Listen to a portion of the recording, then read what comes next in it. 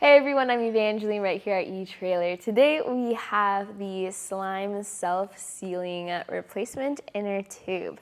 This is going to be a tube that you can use for when something happens to your bicycle tire and you need a replacement like what happened to us today. This is available in a couple different sizes, so we'll go over making sure you get the right one for you, and then I'll show you how I get ours replaced. So what happened was we were inflating this tire and the old tube inside just wasn't working out. We definitely needed to replace it. So what we did is we looked over on the tire to make sure that we got the right inner tube. What you can do is you can look for some numbers and they are going to be printed on your tire. In our case, it's 24X 2.00, and you'll see a variant of that on yours. That first number there, 24, is very important. Whether you have 24, 26, or 29, we have the proper inner tubes for you.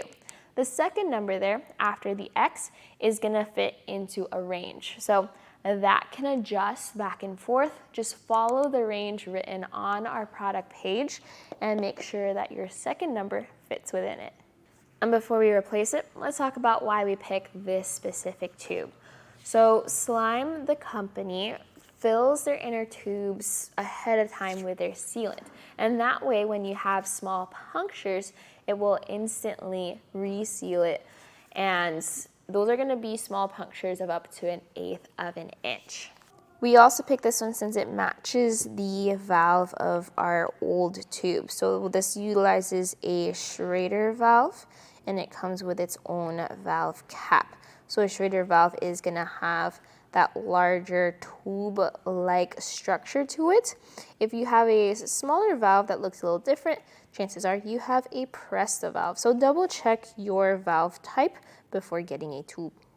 To replace our tube, we're going to start by going over the tire, making sure that there's nothing puncturing it. If there was a nail in there, go ahead and take that out, or thorns, things like that. Now our tire is completely flat, so we can now proceed with taking this off of the rim. Now there is a tool that makes that a little bit easier to just pry off.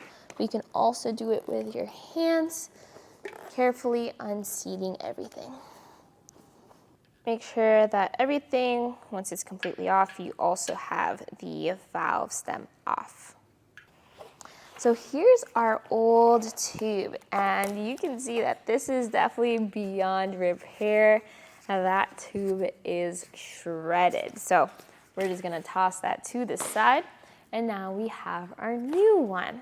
And you could just fit this right in, but to make things a lot easier, we're gonna add a little bit of air to make sure it has a little bit of shape. Where it has just a little bit shape like that, looks like a good spot to inflate it. We're then going to attach this tube, and starting with that tube valve, we're gonna put that into the rim hole.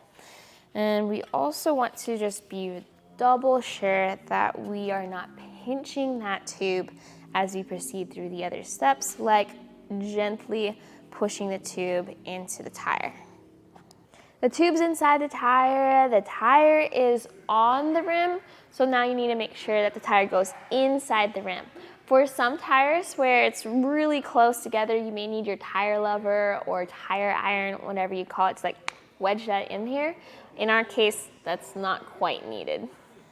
Make sure that as you're lifting it into the rim, that your tube is not pinched at any point and that everything is flush. Once everything looks good, then it's time to start inflating it. Now, I highly recommend that you just take this next process slowly, because you want to make sure that everything is on the bead correctly as you inflate. When you have an extremely flat tire, things can move around. So we're just gonna check every 15 PSI that everything looks good, till we're all the way inflated to the PSI stated on your tire. Once everything is inflated, then that's gonna be it for your installation of your tube. Make sure to put back that cap It is going to be bright green, just so that you now have a slime self-sealing inner tube inside your bicycle tire.